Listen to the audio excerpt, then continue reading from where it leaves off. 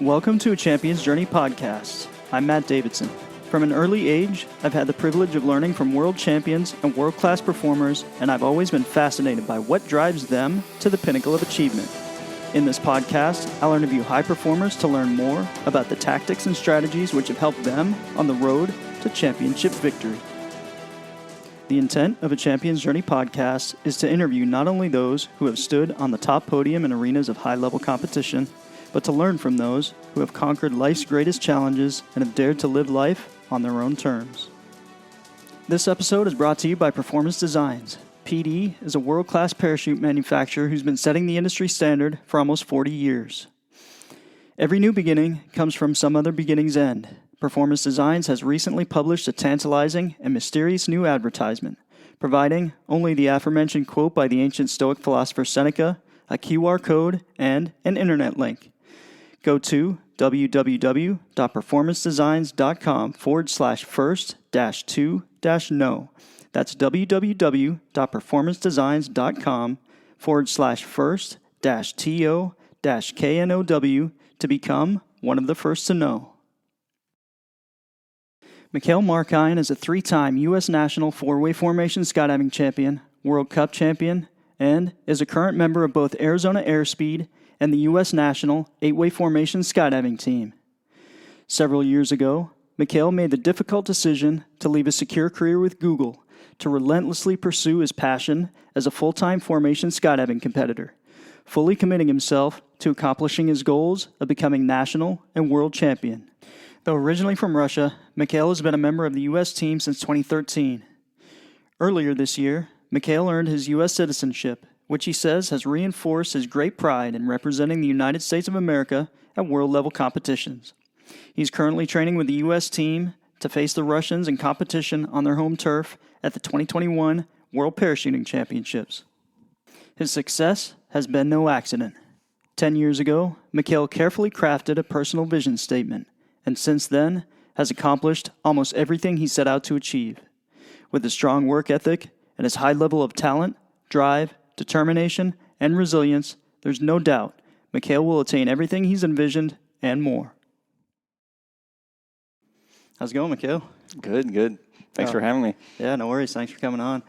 First off, I'd like to start off by congratulating you on your recent earning of your citizenship. That's awesome, man. Congratulations. Thank you, man. Yeah. It's been a long time coming, and it was a very, very special event, very emotional event. When did all that start for you? I guess you can go back about 12 years. 12 years ago, I moved to the U.S. To work out in California. Initially, it was just, a job. And with time, I got this idea of, applying for a green card and moving towards more permanent status in the U.S. So it's been a while since all that started, but I think the thing that made it the most special is that emotionally, kind of getting emotionally vested in becoming a citizen or being an American is a very gradual process. It starts off just by being here, living here, getting used to the community, the friends, the family, whatever. But also there's a component where I started representing the country through skydiving, and that kind of grew in importance. And eventually wearing the American flag on my jumpsuit, that was kind of the pinnacle of it. Representing the U.S. at the World Meet as well. So for people who don't know, where are you from originally? I'm originally from Russia. I emigrated to Canada when I was a kid. Went there with family. And when I wrapped up college up in Canada, I decided to move to the U.S. for work. Nice. What part of Russia did you live in? And can you describe kind of what your childhood was like for us? Sure, yeah. I was born in Moscow, Russia. I grew up in Moscow and, spending summers outside of Moscow up to about 7 or 9 years old. My family went to Japan for a couple of times for a grand total of 3 years. So I was a kid out there as well. And then most of my teenage... How did you like that? What was your experience like? Very unique, very, very special place. Very different from what we're used to in the West, what I was used to in the East, so to speak. But very, very unique opportunity. I was fluent in Japanese at the time, going to Japanese school. It's all gone by now, but it was cool at the time. And I moved to Canada when I was about 12, 13. I'd have to do the math to give you the exact number. But growing up was great. My family was together, healthy. We didn't have a whole lot in terms of financial means, but it was very positive, kind of overall. Very, very good childhood. What kept your family moving around? Was it work? Mm-hmm. Mm-hmm. My dad saw an opportunity to do some postdoc work out of Japan, and he took it. And when eventually all that came to an end, he was looking for more work, and that's how we ended up in Canada.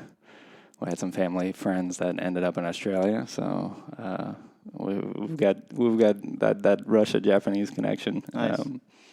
Around the world.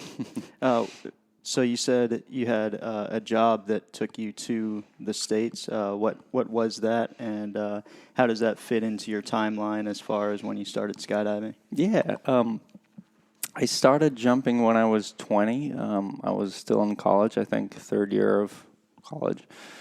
You can call it university, up in Canada. But so by the time I graduated, I had maybe, 50 jumps. And I was doing electrical engineering at the University of Waterloo up in Canada. And I moved to California to work for Google. I spent 5 years there, actually. So California was really the start of my jumping career, where because of the good weather and because of the good job, I was able to just jump. The first couple of years there, I was making probably 500 jumps a year. Where did you start jumping? What drop zone? Yeah, it was Northern California. So it was a mix of Byron, Davis, and Lodi. A little bit of Hollister, but not as much as the other places. NorCal is an interesting place. They have a diverse, so to speak, set of drop zones. And things have changed since I've left. But you would go to different drop zones for different groups of people, kind of different vibe, Byron was always kind of a family drop zone for me. I remember going to Lodi to train four-way because at the time they were the only place with otters. And so he kind of mixed and matched a little bit. Yeah. Were you drawn to formation skydiving straight from the get, or were you interested in some other disciplines as well? I think I kind of fell into it by accident. Having 50, 100, 150 jumps, I was just doing your usual organized loads. A lot of Majan ways up in Byron. I was doing that. A couple of friends that were kind of in the same skill level, doing the same kind of skydives. Eventually, we kind of started talking. We were getting a little bit better, and we wanted more. We wanted a bigger challenge, and a couple of us just got together and say, "Hey, let's do some four-way." It was super low key at the beginning, and eventually we had a conversation about, hey, what happens if we spend a month or so training and go down to Southern California for a Sky League competition, NSL meet. Mm-hmm. And that kind of that set the fire. Nice. Yeah, you get the bug of competition at that one. Yeah. Do you remember what year that was? That must have been 2008. 2009 was my first nationals with most of that same team. And it took us a little while to sort out the roster. So I think must have been 2008 when we went there for the first time. Okay. Yeah. What was your team name? The team was BAM. Nice. It's always fun sometimes to go back and check in the archives of NSL just to kind of track everybody's process and see what the inception was. That's super cool. So that was kind of news to me. If we go back a little bit to when you started working at Google, I didn't know that you did that, and that always seems from an outsider to be seems like a really cool place to work. It was. I mean, it still is, I'm sure. It's a very special place. They take really good care of you, and most importantly, the people you're surrounded with are exceptional.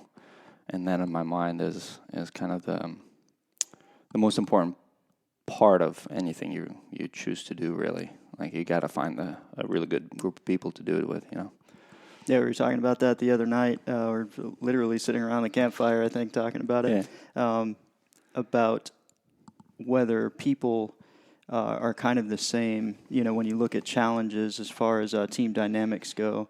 If teams within a different subculture and a different, an entirely different focus of life, if they're kind of the same. And that was, thought that conversation was really interesting. You were saying that you thought that those people were similar. Mm-hmm. Yeah, I very much. I think part of what drives us, whether for you and I, it's skydiving, competitive skydiving sport, but you can generalize that to just being a driven person, and usually there's some insecurity involved there. There's something that's a little bit off inside you that makes you search for this relentlessly search for this goal or something. You can't sit still, and I think that generalizes across the board, whether it's sport, engineering, business. It doesn't really matter. Maybe the context of the venture matters, right? For skydiving, it's a very very performance oriented activity, Right.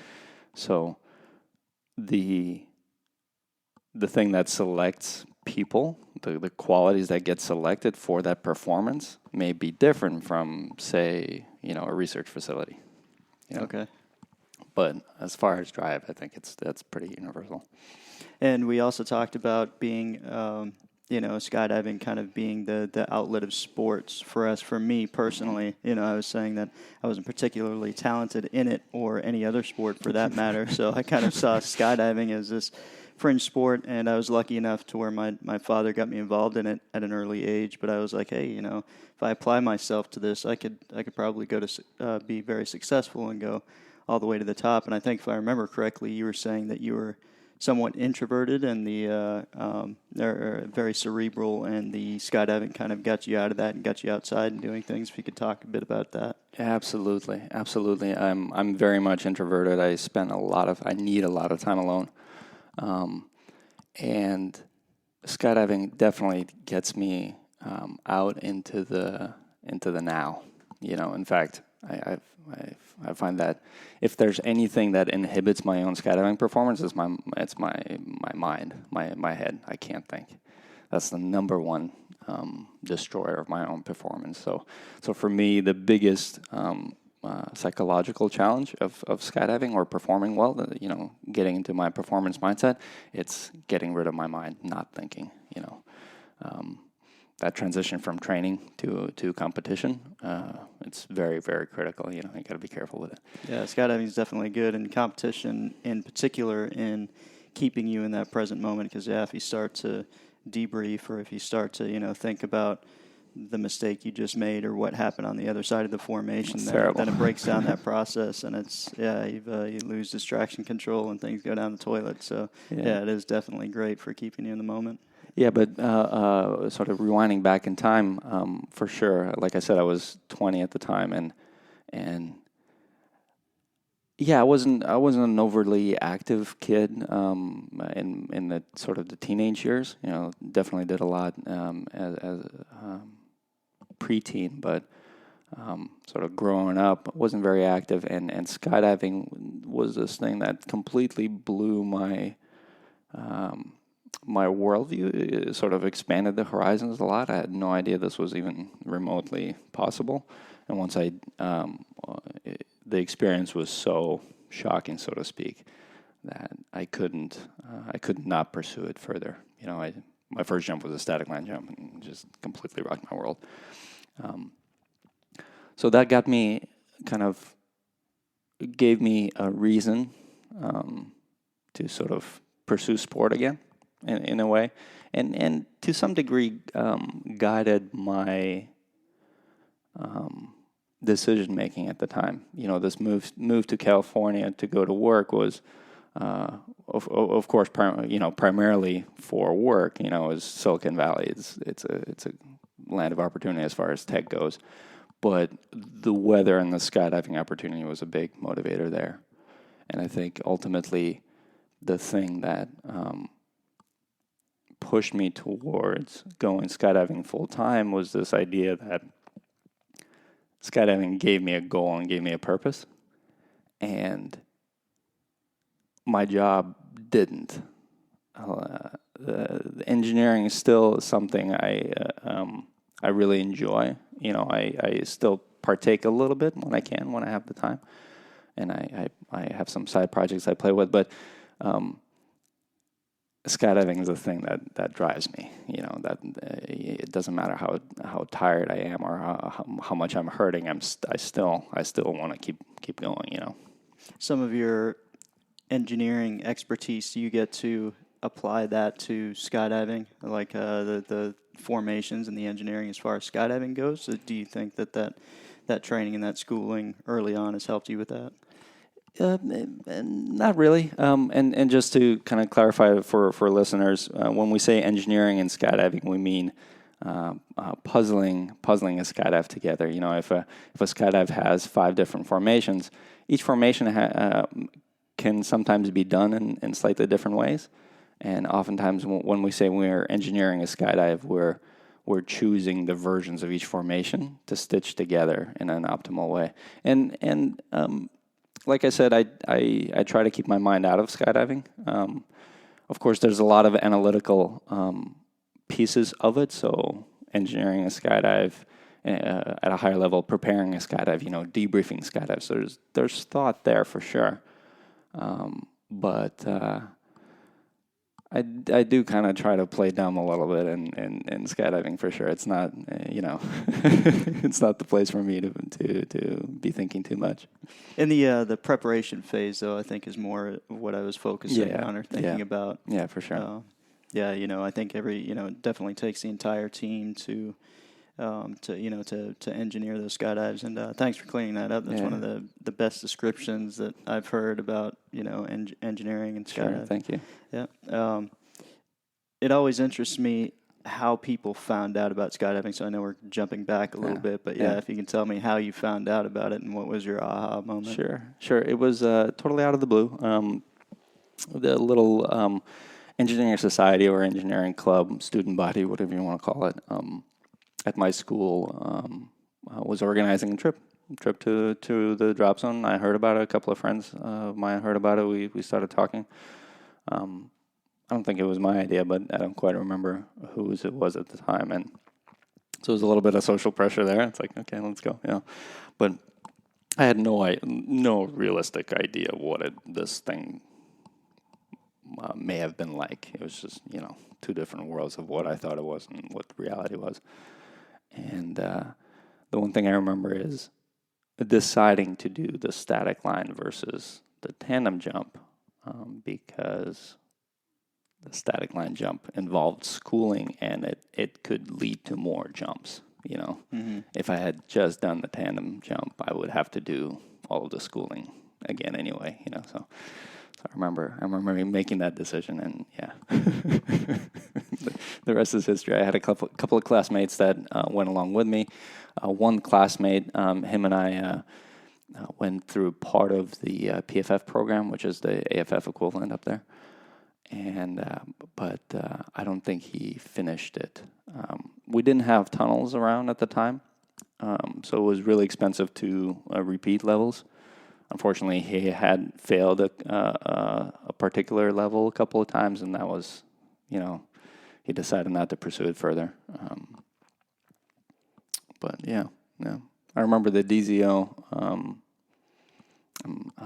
Tim, I'm blanking on his last name right now, but Tim at Niagara Skydive, talking at dinner, after I had graduated, he had said something along the lines of, I think we got this guy, hook, line, and sinker. It's like, yeah.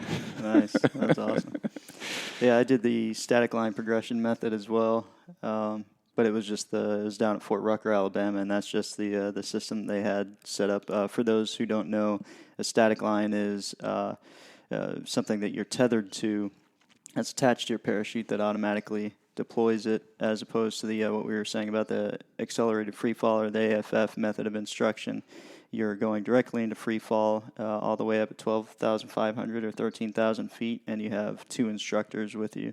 So they're just different methods of student instruction for those who might not know. And when did you, now we'll jump a little bit forward, when did you have serious competition set in your sights? And maybe if you can talk about your progression a little bit leading up to that.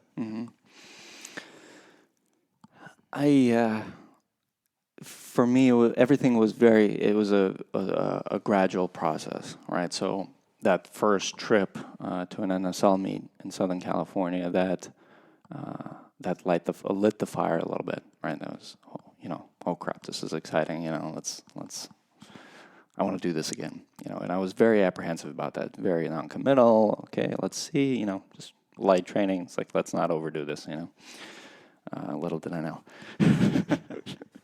And you and I have some airspeed training stories together. Yeah. Overdoing things a little. A very gradual process. My very first nationals, I remember being very, overly kind of gung-ho about it, but that was just the first nationals, right? Build that team. Next couple of years, I went to advanced, kind of pushing, getting the best opportunity I could at the time. And then right around that time, I started traveling to Paris for training, hanging out with Paris Fury at the time, Christy Frickin and Chris Farina and Uli and Josh. So at the time, just being around Fury and kind of experiencing this idea that full-time training was possible, that was the time, it was around 2010, that was the time where this idea of this goal of becoming a world champion kind of started growing. And I remember it was probably that year I remember writing out kind of a vision document for myself. It's like, okay, so I think I want to do this, and what does that mean? Kind of take a couple of steps back. What does it mean for work? Because I wasn't a citizen at the time. I didn't have a green card at the time. That kind of gave a whole lot of complication to the matter. But kind of trying to start thinking about all this stuff. And with that in the back of my mind, kept training. In 2012, I think it was, I did my last amateur four-way training. The team was called Vibe. It's kind of a collaboration of West Coast and East Coast people. We had 2 people from California and 2 people from the East Coast. It was Christine Frere, Jen McGuire, and Don Burnett and I. And I think we did 300 jumps and something like 20 hours of tunnel that year. Nice. Yeah. Did you guys have sponsorship, or did you fund it entirely yourself? A whole lot of pocket. Wow. That was a whole lot of money. I want to take a quick break and talk about your vision statement. And if you don't mind talking about some of what and how I'd like to look into your thought process on how you mapped all that out. Sure. It'd be kind of cool to pull it up again. I know exactly where it is. I think the process was going going backwards from that goal, right? So okay, so I want to become world champion in four-way, and kind of unpacking it backwards. What is this? What does that mean? One of the big pieces was actually this kind of ties together with citizenship. It was very clear that in order training and competing in the U.S. was the best setup to accomplish that goal. The U.S. has always been very strong in the skydiving arena, so I figured that if I could win in the U.S., I could then take that to winning in the world. So that was a big piece. Another big piece was how would I go about leaving work, kind of financing the whole situation, especially around this lack of green card situation. Basically, for those that don't know, a green card is permanent residency in the U.S. It lets you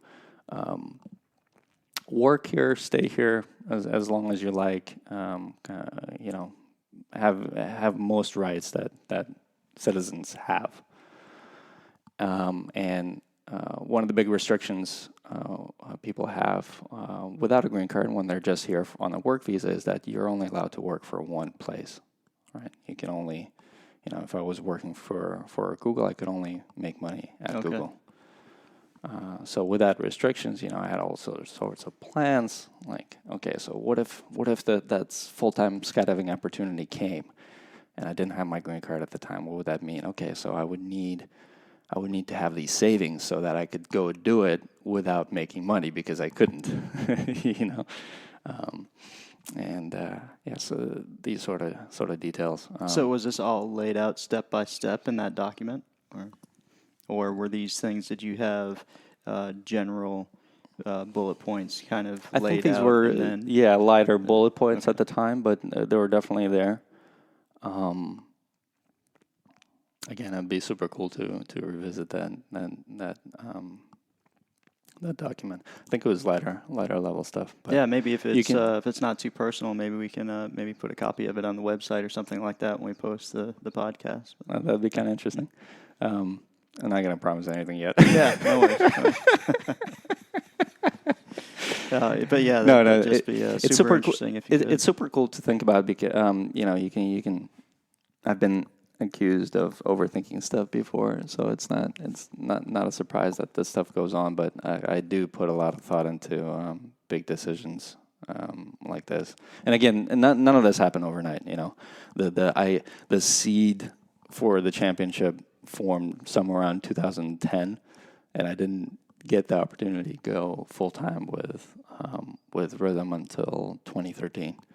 But the fact that you had those goals and you had them laid out, I think for people in your situation that have the kind of roadblocks or the kind, those kind of things that are going to be things that are in the way of progress, just writing out a document like that with your goals, I think that's huge. You know what I mean? It gives people somewhat of a roadmap to continue forward. And the fact that you've been so successful in that, it's obviously something that people could learn from. So we'll come back to Vibe and talk a little more about that team and kind of go back to there as a jumping point for the rest of your story. Sure, yeah. And just before we go there, I do believe, I really do believe that vision statement is it's a critical piece of the puzzle. And the reason I say that is because we make our own opportunities. There's no such thing as a perfect job. A perfect job is you take a job and you make it perfect for you. There's no such thing as a perfect opportunity. It's just if we're living in a world of chaos, knowing what you want sets you up to take it when it shows up. You have to think that through. You know, if you're starting a business, the business plan itself is very useful for thinking through some of the constraints and contingencies and sort of high level stuff. Once you go through that process, you can throw the thing out. It doesn't matter anymore. You know, I haven't looked at that vision statement in a long time. You know, Right. but putting that down and just thinking through what that could mean is super important. But yeah, we can jump ahead to Vibe. Yeah, that was the biggest amateur year for me, and the thing that happened next was I got a call from Rhythm, who were rebuilding in late 2012, and that's right around the time where I made the decision to shift to full-time skydiving. Was that I'll bet that was somewhat of a scary decision at the time. It was terrifying. Yeah. Absolutely terrifying. I would wake up one day, going, yeah, this is what I wanted. Yeah. And woke up the next day. It's like, what the, what am I doing? No. Yeah, you're leaving the security of, I would imagine, a pretty good paying job and, a career. And, I mean, that's a big step to take, but I have a lot of admiration for people who are willing to, set aside those things and follow their dreams and other avenues. I think maybe enough people don't take that big step, and I think it's huge. Yeah. I appreciate that. So you started training with Rhythm, and let's take it back a little more. Yeah. When you made that decision, was that somewhat of a process as well? Like, what was the time frame with it? And maybe talk about your ups and downs and how you prepared yourself better to take that big step. The step, it was kind of a mix. There was a period of time where I actually did both. I worked part-time and I did Rhythm part-time. It didn't last very long because I couldn't juggle the two. It didn't make any sense anymore. Did it help give you a better idea, though, kind of dipping your toe in the water, so to speak? It was more logistical, but yeah, just going from a tech job to zero income is a big change. I'm just trying to reflecting back in the moment. It was a super exciting time. Kind of makes me think of my teammates Chris and Joey right now on Airspeed. They're also taking that big leap from a normal job to full-time skydiving. It's a very exciting time. I have very fond memories. Scary at the same time. I remember being surprised by how much stress I felt from losing money on a day-to-day basis. It probably took me about a year to break even in skydiving, but it was a surprise. It was just, it's like I had saved up money exactly for that purpose. Like the money was sitting there, but it was extremely painful to just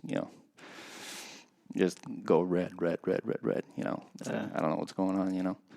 Part of that is just this mental shift from counting your income every 2 weeks, or accounting on a season or a year annual basis. You're gonna make money here and here, and you're not gonna make any money in here. So, and that takes getting used to. Rhythm did they have the same kind of coaching set up at that time? I'm trying to remember, but now it seems like they've got a really good system set up as far as coaching camps go. Yeah, they've going back all the way back then and even further, they've always had a really strong business program around the team. A lot of like-minded people there, right? You got Steve and Jeanette that are very, you guys seem to be similar as far as your cerebral approach to the sport, to coaching, and to engineering. Yeah, business sense. Yeah. Yeah, they have a strong culture of that for sure. So I'm very grateful for them and that environment for being able to kind of get up to speed quickly. Yeah, we get good memories for sure. Yeah, and what were some of the things that you learned from them, if there's anything specifically? Well, that's a good question.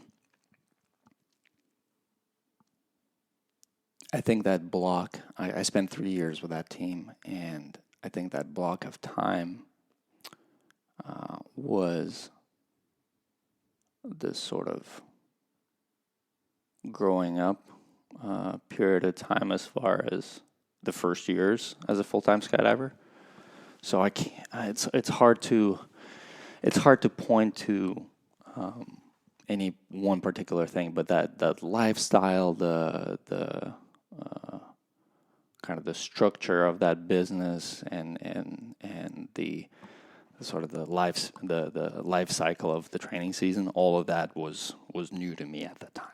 That was that growth, and between Christy, Steve, and Jeanette, they helped me through that process. I think the shift from rhythm to airspeed was a lot more about performance, because that sort of lifestyle piece has already been covered. But yeah, formative years for sure. What was your training like then? How many jumps per year did you make, and what? Yeah, let's just leave it at that. What was your training like with the team at that time? Yeah, both rhythm and airspeed have always been very hardworking. So definitely full seasons. I don't remember the exact numbers, but yeah, anywhere from 500 to say 900 jumps in a season, I would say. 900 is probably on the high side back then, but yeah, full time. When we say full time training, full time skydiving for a 4-week team, it usually comes out to about 10, 12 days a month. Of training. Sometimes during the busy competition circuit, you get a little bit more travel time or competition time. Being out in Arizona now, we're fortunate with weather where we could budget maybe 10 jumps per day on average. If you look at the whole season. On the East Coast, you have to put more days on the calendar. Maybe you can count 8 days, 8 jumps a day on average. But it kind of washes out in the end. And that's because of weather, obviously, right? Yeah, and being a full-time team helps a lot with respect to weather, because if you're there more, you're bound to get the good weather more. If you're just training on weekends, if you have bad luck one summer, you could barely train at all. Yeah. What was it like for you the first time that you were on the plane with airspeed when you were on rhythm competing against airspeed? Oh, that's a good one. I don't actually remember.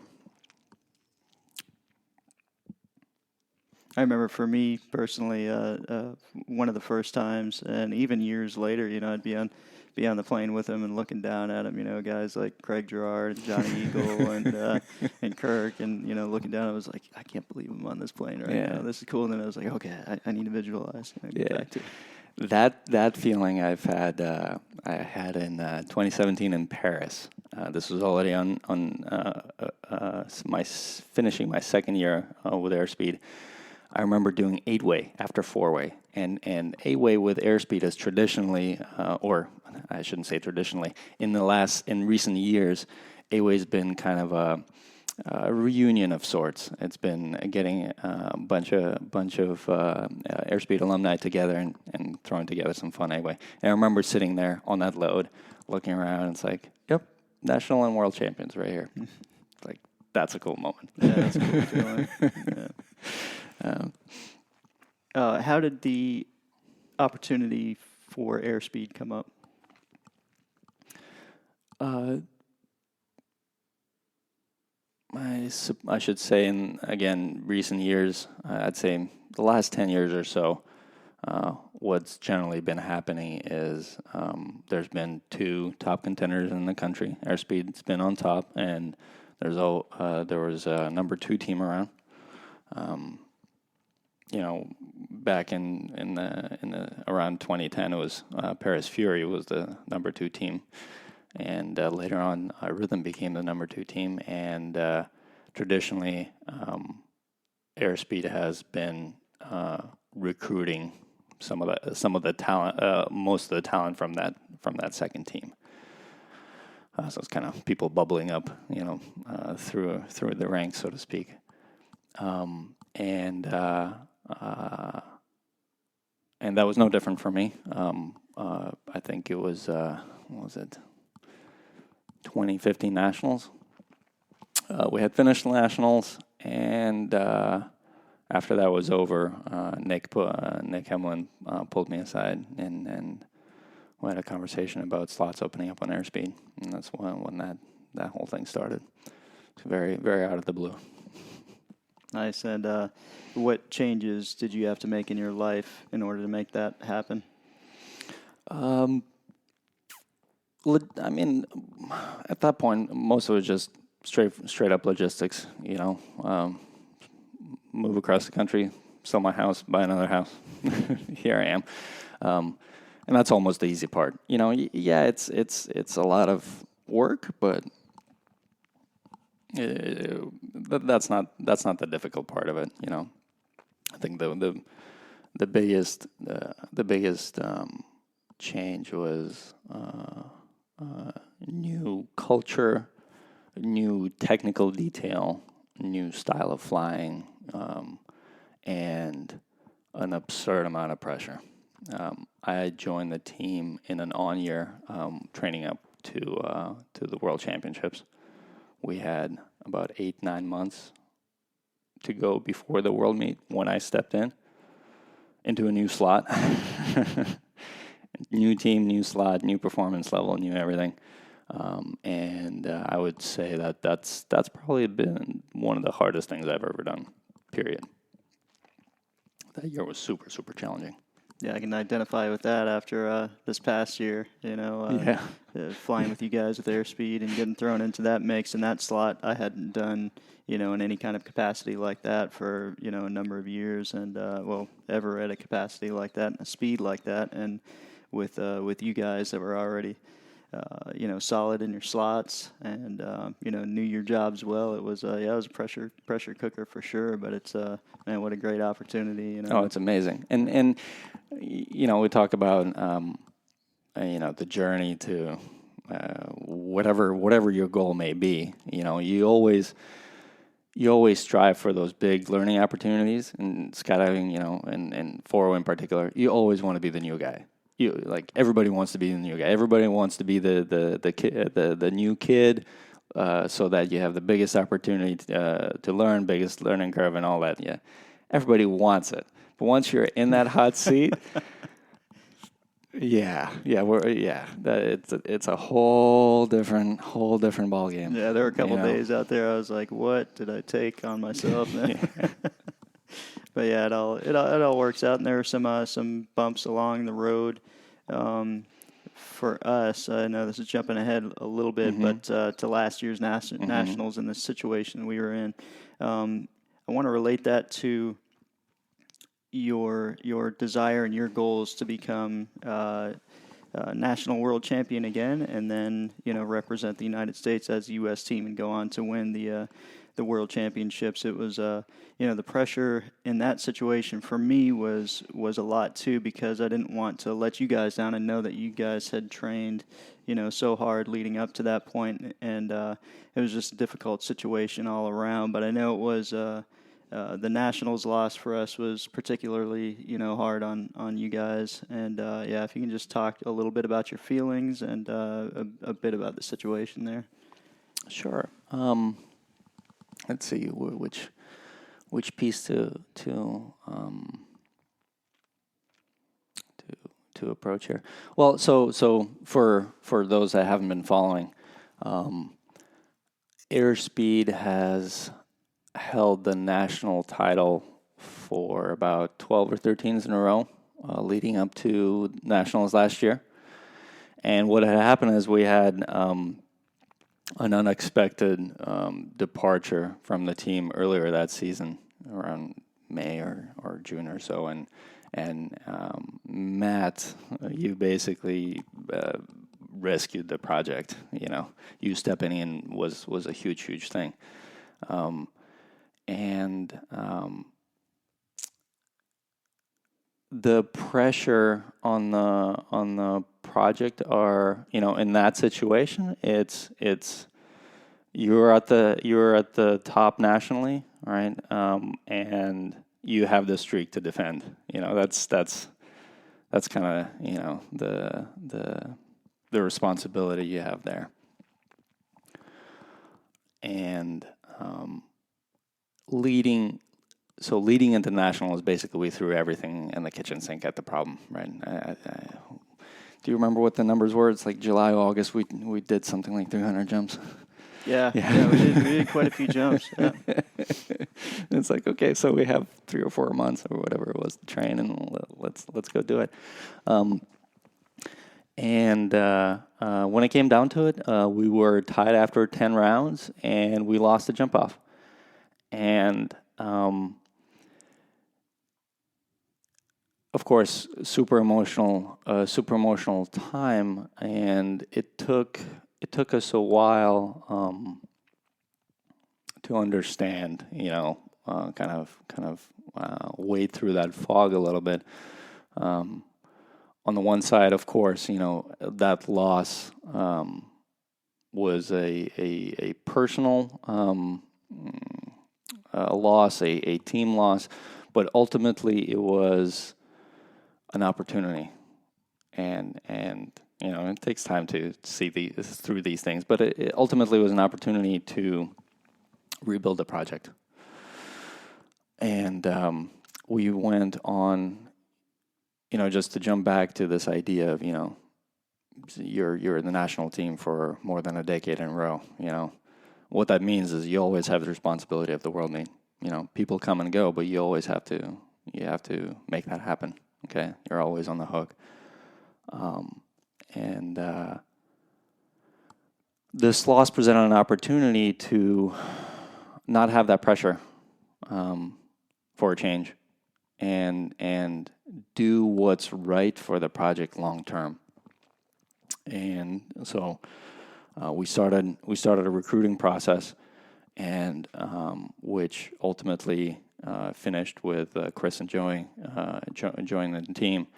And I feel like whatever pain we went through that last year, it was all worthwhile, because now we have the future. This team, I believe it with all my heart, this team has the potential to not just be the U.S. national team, but to actually win in the world. And it's kind of funny to think about it, because I wouldn't be here if I didn't believe that. I realize that sort of, you know, you're kind of trapped in your own bias, but truly that's the team, you know. So it's super exciting. It's been exciting to watch. You know, there's definitely a lot of talent there, and with your and Nick's expertise and experience balanced with their, you know, their fresh perspective on things and their hunger to train, it's it's a recipe for success for sure. Going back a little bit to the nationals, and then after that to the World Cup, I just one of the questions I wanted to ask you is, did you learn anything about yourself during that meet? I know we learned some about our team. We weren't really, you know, because we didn't have the luxury of time going into that competition. We didn't know exactly how we were going to perform. So, you know, part of it was, you know, it was kind of an experimentation. It was to find out where our line was and where we needed to be successful. We found out what that was after that competition when we went to the World Cup, and it was nice for me to be able to close off my airspeed experience with a win at the World Cup. But yeah, I was just wondering if you learned anything about yourself, or if it was more about the team at that point. Yeah, there's a couple of things there. Like you said, having this having a practice meet, so to speak, before the big meet is crucial. And we can draw the parallel to the AWA project that both you and I are involved in now. We have to have a competition before the world meet. Yeah. Right. If we go into the world meet never having competed together, it's like, yeah, forget it. It's not. Yeah, competition experience is huge for sure. Yeah. So that's definitely, in hindsight, something I would have adjusted. We didn't really have a choice, right? It's not like we could have created a meet. It doesn't work that way. Yeah. You need the pressure. I think personally, and this connects a little bit with the bootstrapping this new project now. It was it highlighted the importance of team speed, right? Whether we want to or not, or sometimes even whether we notice or not, Nick and I can drive a skydive unintentionally just because our anticipation is higher and we want to go. Yeah. We want to take this thing. Yeah. So that was the personal learning experience. It's also a team experience, right? Because the World Cup for us was a different feel, right? Nationals, we were going for it, right? And the World Cup, we were more together. We relaxed a little bit. We had the confidence of knowing that we had the speed, so we didn't have to push it, and we could be more efficient and fly more together. Exactly. And the critical piece here is that you have to relax into it, even if you're lacking that confidence. Like you said, we were confident going into it. We were confident because we knew we had the speed coming off nationals. We were confident because I remember looking at the draw at the World Cup and going like, we got this in the bag, the reason I said that is because we're traditionally a very technical team, very strong block work, and that draw was very straight up all-American, so to speak, vanilla engineering draw, right? And what that does is it favors the technical team as far as block work goes, and it also favors teams it bridges the gaps between highly trained teams and teams that have just come together, because you don't have to have elaborate engineering options to make things successful. It all boils down to block efficiency and random efficiency as well. Yeah.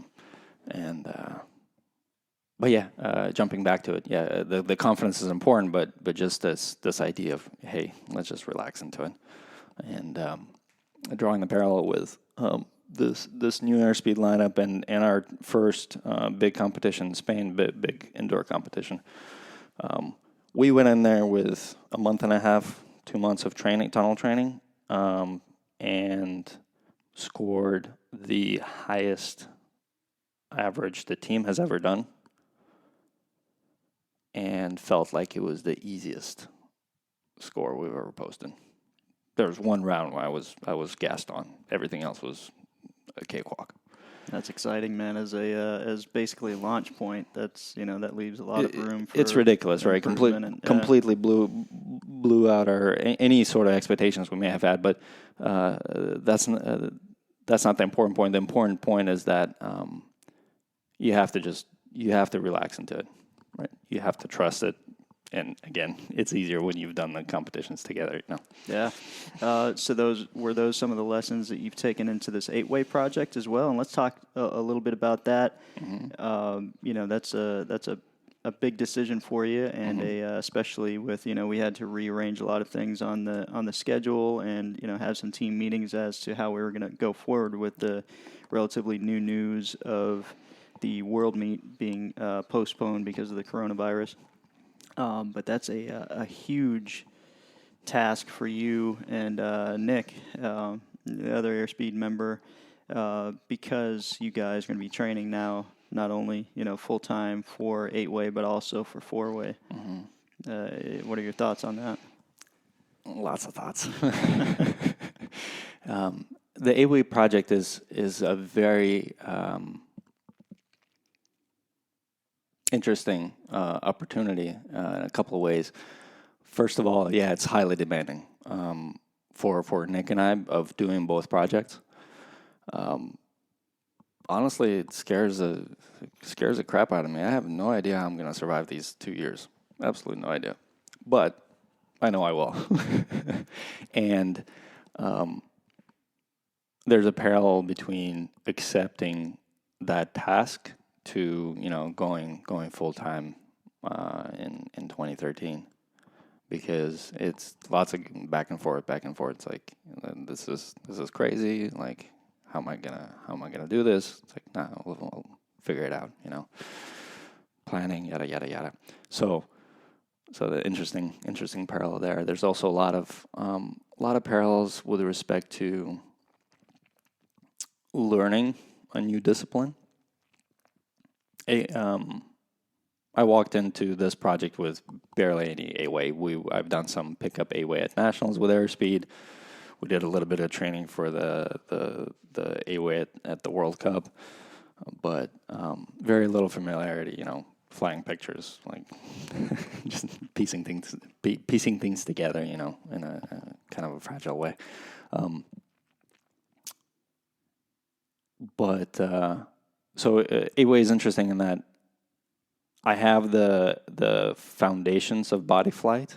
I have the foundations of formation skydiving. This is about learning 8-way.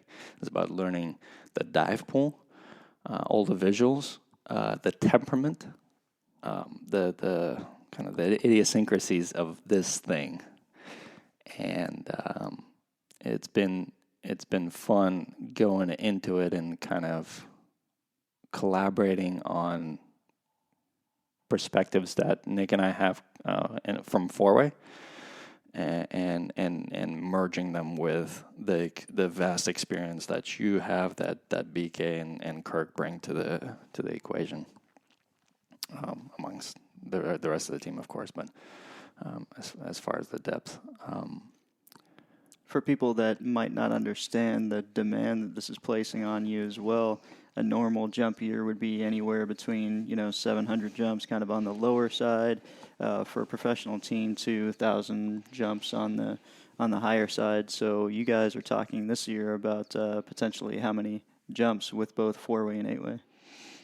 Yeah, could be over 1,000 potentially, right? Definitely over 1,000, or I hope over 1,000. We don't. We have a lot of uncertainty with all the COVID situation. But yeah, I would expect maybe 1,500 jumps per year for the 2 years. Yeah, I've got a couple years of doing jumps right around there, and it's no simple task, and especially when you're taking into consideration doing two separate events and being equally as focused for both. For 8-way this year, we're the U.S. team, and we'll be representing the U.S. at the World Championships in Russia. But with a 4-way, do you feel that it buys you a little more time not having to perform at the World Meet in 4-way as well, or do you still feel that pressure because you guys are going to need to perform at nationals as well eventually? Definitely tons of pressure from both ends. I would. It's a relief that we don't have to do both at the World Meet.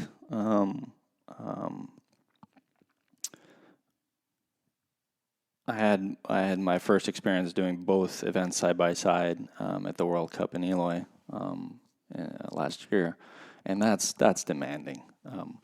Usually the World Cups, World Meet competitions are stretched over maybe 4 or 5 days, maybe a week, and if you're only doing one discipline, you may do 2-3 jumps a day, maybe 4 depending on the meet, who runs it.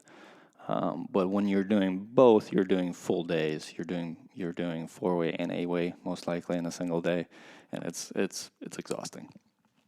So with that in mind, we're only going to Russia the World Championships, we're only going there for 8-way, and that's comforting a little bit, and not comforting, but it takes a little bit of pressure off. And then we'll be doing both 4-way and 8-way at nationals, of course, but kind of focusing on 4-way first, and then 8-way as a separate event.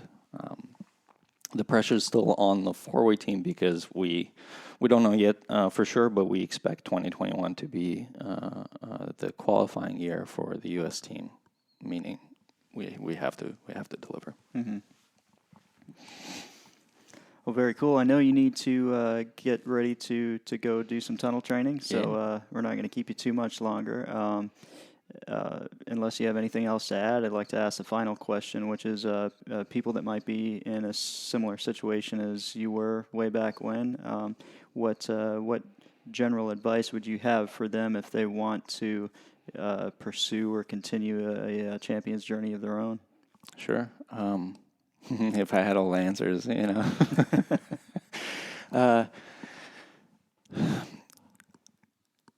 I think if there's one thing I've learned while doing all this is that things take longer than you think they should. And so with that in mind, I think patience for me, is one of the hardest things to keep in check. I know that things just have to play out, You always have this dream scenario. It's like, oh yeah, I'm going to show up, I'm going to do this, I'm going to win this, and done. It's like, yeah, it doesn't work that way. So be patient.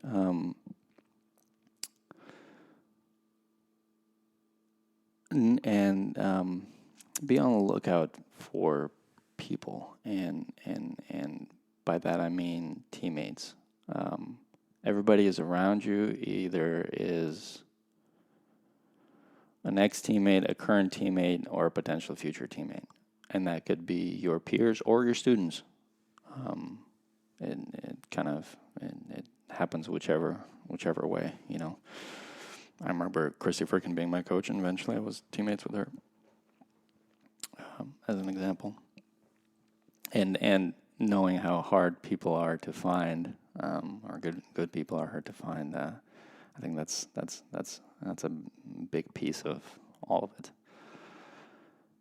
That's good advice for people in general who are looking to come up as well, too, just focusing on themselves and their performance and things, knowing that other people might be, looking at you, and you never know when that moment might come, that opportunity might present itself to, just bring it back to me. I didn't expect that I'd be on Airspeed. It was always a dream in my mind, but I never thought that logistically it would be, anything that would ever happen. And then when Nick, started asking me and asking some questions, it just reminds me that you never know when that opportunity is going to come up. Mm-hmm. So it should fuel you to want to perform more and or want to perform better when you're at competition, when you're in training, just every day. Focus on being a good teammate. Yeah, and I think the third thing is. That's hard for me personally, so I want to bring it up, is it's balance, right? The next 2 years of my life are definitely not going to be very balanced, and generally they're not. But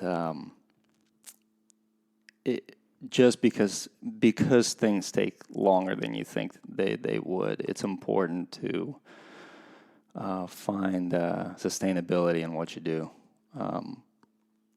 Burnout is a real thing, and you have to listen to yourself and give yourself the breaks. Everybody's different. One person can work nonstop for 3 months, like Nick. I know I can't.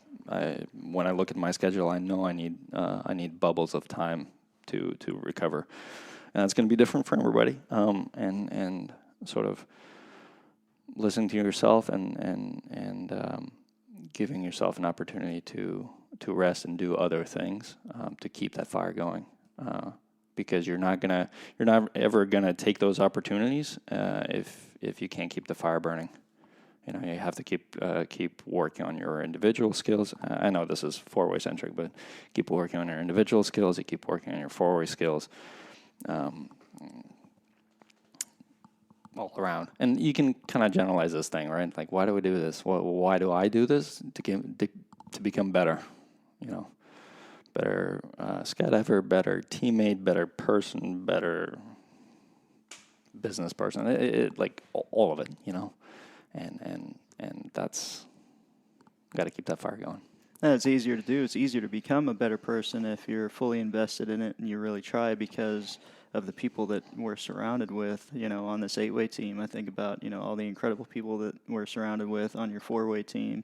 And you can't help when you're around those types of people to absorb, you know, some aspects of their personality and mental approaches to things. And that's one of the things that I remember hearing about a lot growing up, is that if you want to be successful, put yourself around successful people and people, you know, that are at a place where you want to be.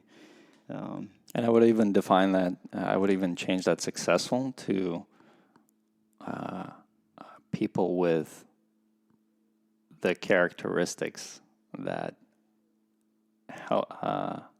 raise your chances of becoming successful, right? Yeah. It's like I find that people use successful as a final state, but to me, it's more of the ingredients that you have cooking to be able to achieve things.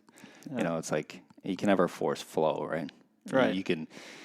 You know what steps you need to take to let yourself give yourself an opportunity to achieve flow, but you can never force it. For sure. And in the same way, you surround yourself with people that have the traits that are more likely to lead to success. And some traits that you have, you share, and some traits that you don't, because you need that balance too. You know, you can't be a team of one person. It's never going to work. Yeah, you talked about it not being the end state, and we talked a little bit about this around the fire the other night. Was that you know, for both of us, it's slightly different reasons why we're doing it. While I'm still doing it, and maybe early on it was about personal growth.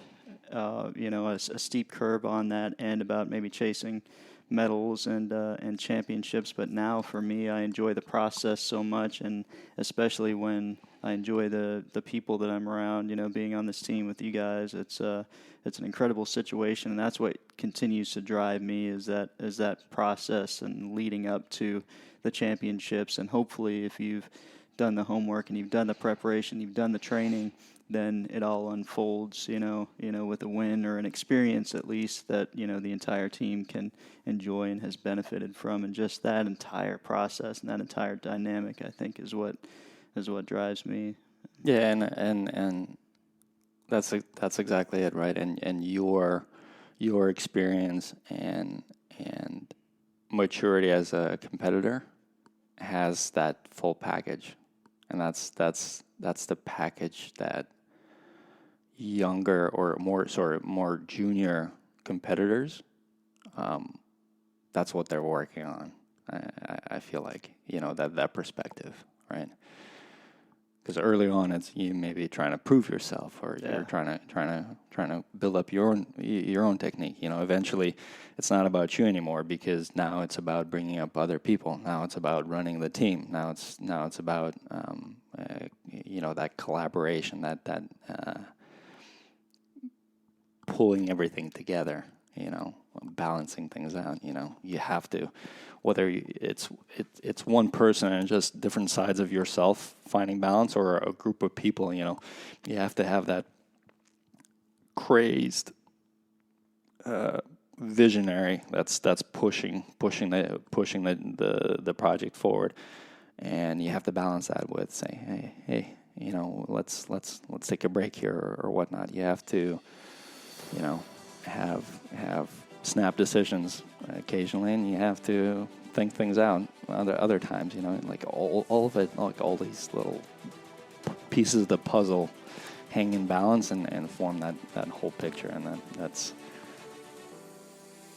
the destination almost. You know? Yeah, and that's one of the greatest things about when you do get to high achievement or, you know, win the world championships, is that all of those things that had to come together did somehow. Usually it's not like how you envisioned it at the start point, you know, but it all comes together. And when there's so many moving parts like that and everything comes together at the end, man, it's such an incredible feeling.